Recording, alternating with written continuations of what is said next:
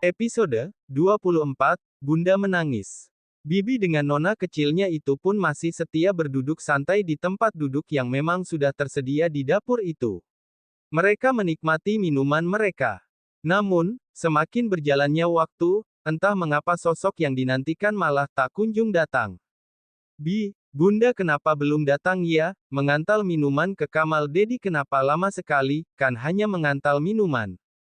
Petik 2 titik. Seru si kecil Aida di sela aktivitas meminum minumannya. Lia juga non, ini sudah hampir 10 menit bundanya non pergi ke sana tapi belum datang juga, apa mungkin bundanya nona sama Dedi sedang bicara jadinya lama? Sahut Bi Sari. Mungkin saja Bi, ya sudah kalau begitu Aida mau nyusul bunda saja, Aida mau gabung sama bunda dan Dedi. Sahut Aida lalu gadis kecil itu pun berusaha turun dari kursi tempat duduknya. Namun, baru saja sepasang kaki mungil Aida berhasil mendarat di lantai, sosok yang ditunggu malah datang. Fanny sudah kembali lagi ke dapur. Bunda kenapa lama sekali? Baru saja Aida mau nyusul bunda ke kamarnya Dedi. Aduh Aida pada sang bunda. Maafkan bunda ya sayang, pasti kamu lama menunggu bunda di sini. Sahut Fanny, lalu gadis itu pun meletakkan nampan yang sempat dibawanya. Fanny duduk berjongkok agar tubuhnya bisa sejajar dengan putri kecilnya Aida. Bisari memperhatikan wajah Fanny. Entah mengapa, raut dari Fanny seolah menunjukkan jika dirinya baru saja selesai menangis. Hal itu terlihat dari hidung dan area di sekitarnya yang terlihat nampak memerah. Meski kedua bola mata indah Fanny tak terlihat begitu bengkak, namun tetap Bisari kenali jika Fanny baru selesai menangis. Nona Fanny. Panggil Bisari. Lia Bi. Sahut Fanny. Jika saya perhatikan, Nona terlihat seperti abis menangis, memangnya ada apa non? Sahut Bisari. Lia bunda hidungnya melah, bunda seperti abis nangis, apa bunda memang benar menangis? Petik 2 titik. Timpal Aida juga. Tidak iya. Sahut Fanny gelagapan. Maksudnya non. Petik 2 titik. Sahut Bisari yang merasa bingung. Tadi sehabis Fanny mengantar minuman dari kamar Mas Andra, ada teman Fanny yang menghubungi di grup kalau salah satu dari teman di grup ada yang sakit, iya begitu, jadinya karena kabar itu Fanny jadi menangis. Sahut Fanny canggung, entah kebohongan dari mana yang ia dapatkan. Oh, jadi begitu non, saya kira non Fanny kenapa, saya kan jadi khawatir. Sahut Bisari.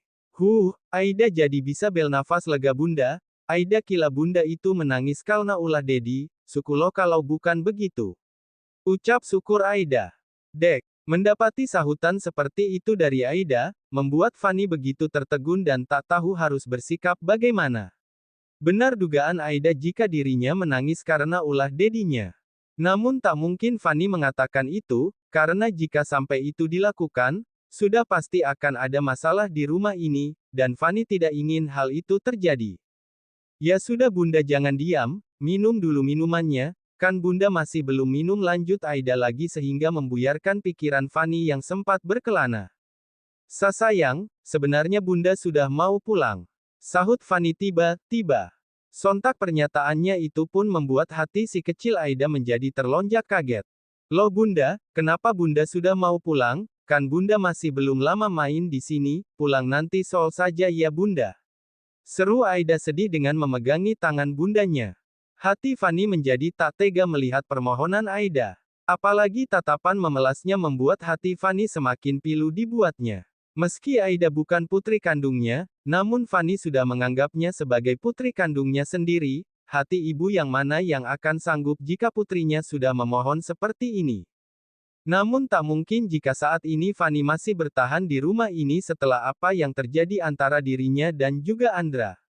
Hatinya masih terlalu sakit jika harus bertemu Andra lagi. Dan jalan satu-satunya untuk sementara yaitu dirinya memanglah harus pergi dari tempat ini. Ya bunda, jangan pergi dulu ya, Aida masih ingin bunda ada di sini. Seru Aida lagi. Dengan begitu lembut Fanny pun mulai membawa tubuh mungil Aida ke dalam pelukannya. Diulurkannya tangan mungilnya itu untuk mengelus setiap helaian anak rambut milik Aida. Sayang, dengarkan bunda, bunda harus pergi sayang, Bunda harus mengerjakan tugas kuliah, sahut Fanny, dan ini adalah kebohongan keduanya. Mendengar hal itu, Aida pun mulai melepas pelukannya dari sang bunda. Bunda ada tugas, tugasnya banyak. Petik 2 titik. Tanya Aida dan diangguki oleh Fanny.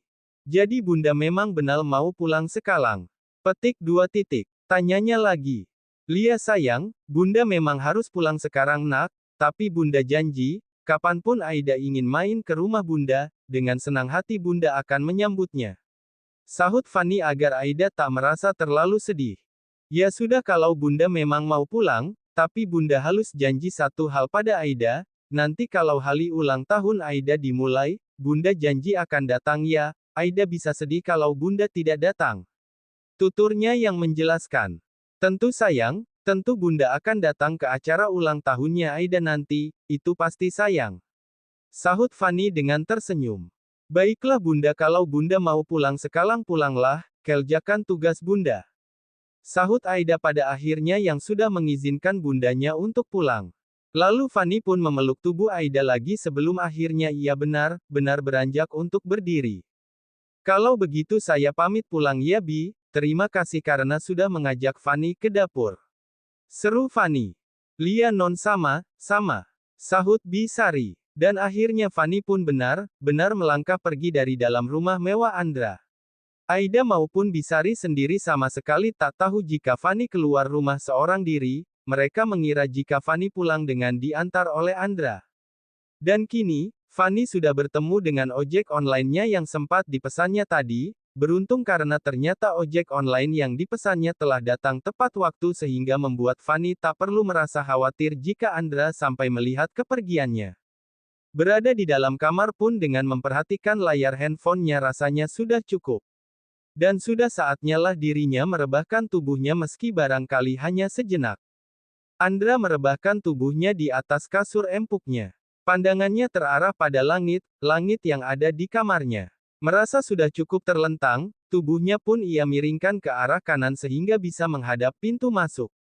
Dan kini, tatapan Andra malah tertuju pada sebuah gelas minuman yang terletak di atas meja yang ada di dekat kasurnya. Apa yang kamu lakukan di sini, kenapa kamu masuk ke kamarku? Itulah kalimat kemarahan yang sempat Andra umpat, dan Andra kini sudah menyadarinya. Ya Tuhan, Fanny. Dan Andra pun langsung terbangun dari posisinya. Sekarang Andra sudah benar-benar tersadar jika dirinya sudah melakukan kesalahan. Andra tersadar jika dirinya tadi sudah membentak bahkan memarahi Fanny hanya karena sudah berani masuk ke kamarnya. Andra khawatir, dan kini hatinya sudah dilanda dengan perasaan tak menentu. Bagaimana kondisi Fanny saat ini setelah sempat dibentaknya? Andra sudah tak bisa berpikir apa lagi, dan kini ia pun langsung beranjak dari tempat tidurnya untuk menyusul Fanny. Dengan perasaannya yang berkecamuk, Andra melangkah dengan tergopoh-gopoh. Hingga belum sampai dirinya selesai menuruni anak tangga, Andra malah bertemu dengan putrinya dan juga Bisari. Dedi, seru Aida, sayang, di mana bundamu? Petik 2 titik. Tanya Andra langsung. Kok Dedi malah tanya sih, kan Dedi yang sudah mengantar bunda pulang. Sahut Aida. Dek, apa pulang? Kapan pulangnya sayang? Petik 2 titik. Sahut Andra yang begitu sangat terkejut. Tadi Dedi pulangnya, bunda sudah tadi pulangnya, kan Dedi yang sudah mengantar bunda pulang. Petik 2 titik. Jelas Aida lagi. Tapi Dedi tidak mengantar bundamu pulang sayang, Dedi baru keluar dari kamar. Sahut Andra. Jujur Andra merasa bingung dengan situasi ini. Fanny sudah pulang, tapi mengapa putrinya mengatakan jika dirinya lah yang sudah mengantar Fanny pulang? Tuan Andra begini Tuan, tadi setelah Nona Fanny mengantarkan minuman pada Tuan, Nona Fanny mendapat kabar dari temannya di grup jika salah satu dari mereka ada yang sakit, itulah mengapa Nona Fanny pulang, tapi kami sama sekali tidak tahu jika Nona Fanny pulang sendiri. Sahut Bisari dengan segala penjelasannya. Lia Dedi betul, bahkan tadi bunda menangis karena kabar itu. Timpal Aida. Mendengar penjelasan dari Bisari dan juga putrinya membuat Andra tahu, jika Fanny menangis bukan karena kabar dari temannya, namun karena dirinya lah yang sudah memarahinya tadi. Andra sangat bersalah. Karena perbuatannya Fanny sampai menangis. Maafkan aku Fanny. Batin Andra yang meminta maaf. Andra benar-benar tak menyangka jika akan seperti ini jadinya. Dirinya sendirilah yang tadi sempat menyuruh Fanny masuk ke kamarnya, namun dirinya sendiri pula yang sudah memarahi bahkan mengusirnya.